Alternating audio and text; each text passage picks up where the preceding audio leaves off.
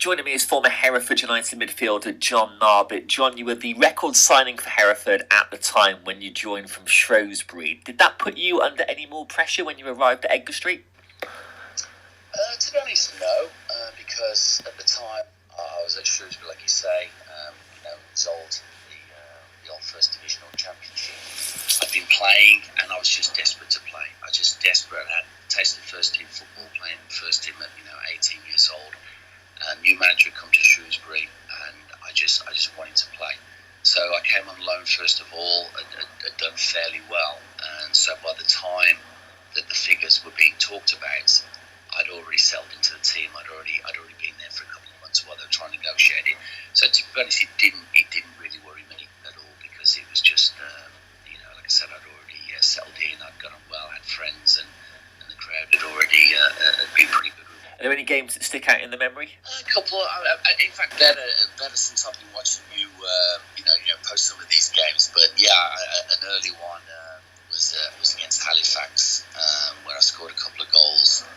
And I remember, there was a penalty incident, and I remember Phil Stans, who at the time was, he was gunning for, I think he was top scorer in the division that year.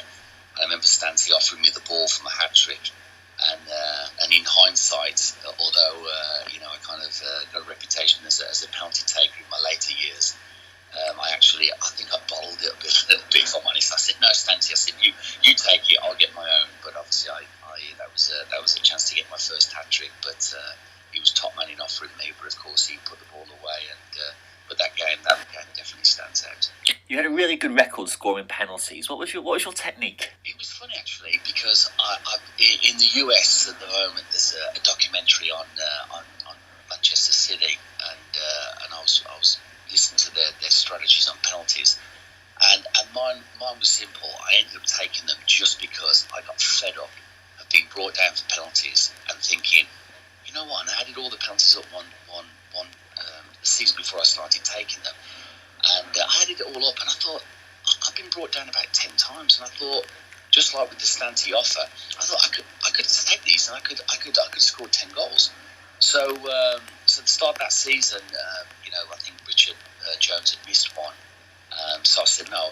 For the first time, I volunteered to take them, but this is how I looked at it. I thought a penalty is a one-off on the day. I didn't practice penalties. And I still believe, I don't know how you can practice penalties, because you can't recreate the pressure. You can't recreate, whether it's the 90th minute of the game, the fans jeering, doing whatever. So I didn't practice them, because I thought, well, if I miss, it's going to knock my confidence. And if I score in the practice, so even the lads used to joke around when we had practice matches, and there was a penalty, they knew I'd never want to take it in practice. And unfortunately, it kind of worked for me. I just view it as a one-off. Each one is a one-off, and that was managed to work for me. One of the most famous penalties you won was against Walsall in the FA Cup.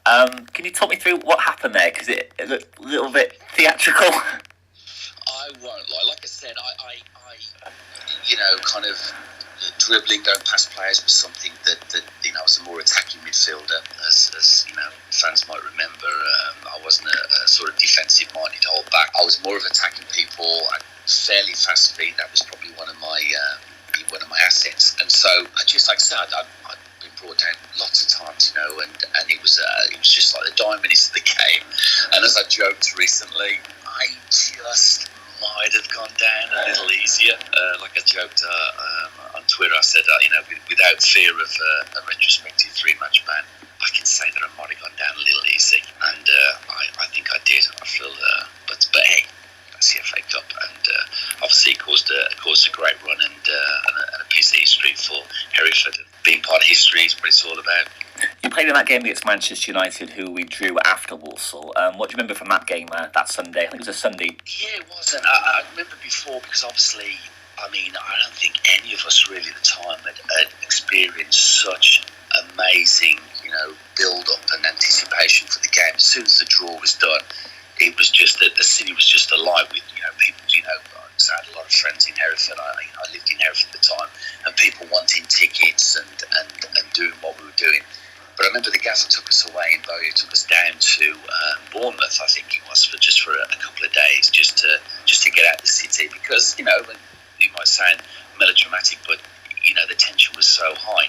We went down to Bournemouth, but I was just it was a phenomenal experience. I mean, the crowd was magnificent, and I'm not kidding. You know, it was just a game we so could have won, and it always annoys me now when I hear that the game after Man United beat us, they played Forest, and you know that they won 2-1, and they always in the history books talk about that game, that if they'd have lost, Ferguson would have got the sack. And it always annoys me, because I think, well, the game before that, you're kidding me, the game before that we so easily could have won. And of course, Ferguson would never have happened, because he would, without a doubt, got the sack from Man United, and I always feel like that. But like I said, I remember it was a corner, and it was in the days when the replays weren't a week away. The replays were the following Tuesday, and I never forget. We're attacking. We've got a corner.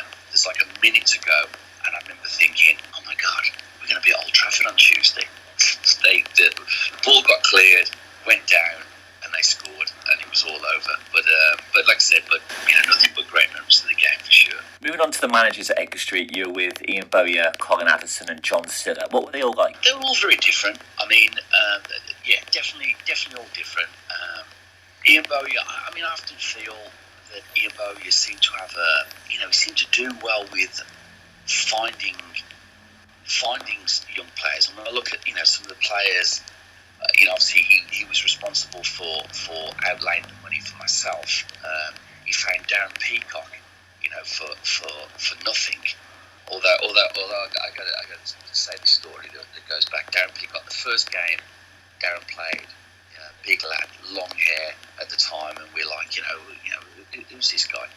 And he comes on. I remember we were playing at Layer Road, Colchester, and his first kick was as a centre half. There was a free kick, and he goes to play it out to the wing, and he goes over the stadium and out the ground. And I remember the lads looking around going, who is this guy? And of course, Darren, top guy, goes on to be a legend and Premier League player. But that was his first. I always remember that was his first kick. But no, there's Richard Jones, another player who I really believed would have gone on to bigger things. Richard Jones was a great player. So he managed to find a lot of talent, and I feel like a little bit bad what happened with obviously Gary Bowyer and the incident that meant he left. Colin Addison, energetic, experienced, obviously crazy experience, and again very popular within the town. And I had probably one of my best seasons under Colin, in terms of scoring goals. And then finally for me was obviously John Silly, who was I've heard some of the interviews you've done with the lads, Derek Hall and so forth. He was just an amazing character, and I'd never met. He's just a one-off character. That's all I'll say. And motivator, fantastic motivator, and again, I had probably one of my high-scoring seasons under him too. But all very different, but all great in their own way. You currently live in Chicago. How did you end up over there? Oh, see, one of those weird things. I was away with about 7-8 guys, mostly Scots, and they did this kind of annual trip out in the Caribbean on a cruise liner. One of my best buddies I went to school with in Birmingham had a travel company, and so we get us good deals. And we were out, like I said, out in the Caribbean on a cruise ship with all these Scottish rugby guys in the kilts. I'm an adopted jock. And I met a young lady, a mother of my children. She was away with her mother at the time, and just got on well. And then I flew up to Chicago, met her a couple of times, and within just over 12 months, I was over here, and 3 children, and 13 years later. In fact, funny enough, I've just become a citizen just only 2 weeks ago. I decided to do that. I keep dual nationality. But so that's what, again, just like all my life, where you play, you're in Hereford, next minute you go to another club and you move and you have different experiences. Life takes you to the part of the world. But it's I love it here. A great life, and like I said, my family's all here.